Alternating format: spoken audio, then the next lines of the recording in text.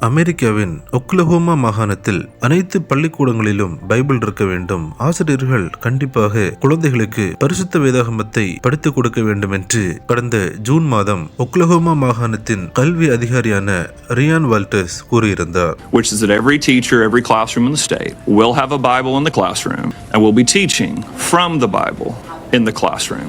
இவரின் இந்த அறிவிப்பு உலகளவில் பெரும் பேச்சு பொருளாகி உலகெங்கிலும் இருந்து கல்வி அதிகாரியின் இந்த செயலுக்கு ஆதரவுகள் பெருகியது. இந்நிலையில் தற்போது அந்த அறிவிப்பின் முதற்கட்டமாக 55,000 பரிசுத்த வேதாகமத்தை வாங்கும் முயற்சியில் தற்போது ஒக்லஹோமா கல்வித்துறை ஈடுபட்டுள்ளது.